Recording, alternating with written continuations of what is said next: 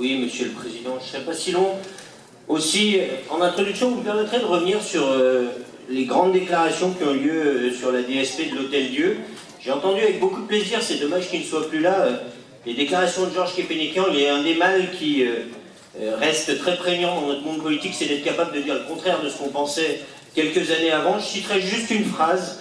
Le projet en cours de réflexion doit permettre d'allier plusieurs exigences, celle d'y préserver des activités de santé publique indispensables en cœur de ville et dans le respect de la tradition pluricentenaire du site. Ça n'est pas Georges Képénékian qui parle, bien évidemment, c'est Gérard Collomb, mais à l'époque, en 2008, Georges Képénékian était, à ma connaissance, directeur de campagne. Je trouve ça dommageable, je trouve ça peu gratifiant pour notre métier de politique, et je tenais quand même à le signaler. Vous me permettrez de revenir à notre délibération, non pas pour une intervention de fond, je vous rassure, mais principalement pour une explication de vote. L'augmentation de la taxe de séjour est anecdotique, me direz-vous, pour un 5 étoiles. Nous passons de 2,47 à 3,30. C'est vrai, c'est pas grand-chose, c'est quand même 30%, et ça n'est pas négligeable quand on parle en pourcentage. Cette augmentation, on en a l'habitude malheureusement depuis 2014, tant à la ville de Lyon qu'à la métropole, c'est le volet 1 du plan de marge de manœuvre de Richard Brune. Le volet 1 du plan de marge de manœuvre, c'est d'augmenter les recettes. C'est la raison pour laquelle, vous l'avez compris, nous voterons contre. Nous regretterons par contre que rien ne soit annoncé sur les politiques menées. Le vice-président vient de le dire, les recettes seront affectées, certes, mais affectées à quoi?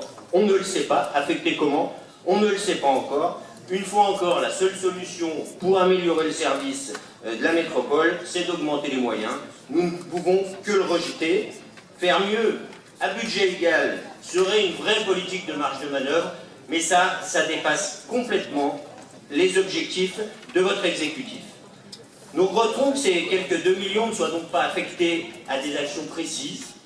Nous regrettons qu'aucune évaluation des actions menées aujourd'hui, pendant les années passées, ne nous ait été présentée. Nous regrettons qu'à ce jour, les acteurs du tourisme à Lyon, qu'ils soient visiteurs ou qu'ils soient hôteliers ou prestataires, se posent des questions que nous posons également et auxquelles, Monsieur le Président, vous n'amenez aucune réponse. Est-il normal aujourd'hui qu'une métropole de notre taille ait un accès à son aéroport aussi compliqué?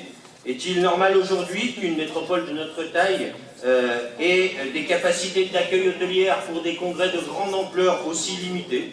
Est-il normal aujourd'hui, Monsieur le Président, que l'accès au Expo soit si compliqué? Et puis, c'est anecdotique, mais est-il normal, Monsieur le Président, que pour la demi-finale de rugby, qui était quand même un événement majeur accueilli dans notre métropole il y a quelques semaines, les prestataires, les restaurateurs en particulier, n'aient pu avoir d'autorisation d'ouverture tardive, alors que, nous le savons, l'événement rugby est en général un événement festif qui n'amène que peu de nuisances. Donc pour toutes ces raisons, Monsieur le Président, nous ne voterons pas ce chèque en blanc et voterons contre cette délibération. Je vous remercie.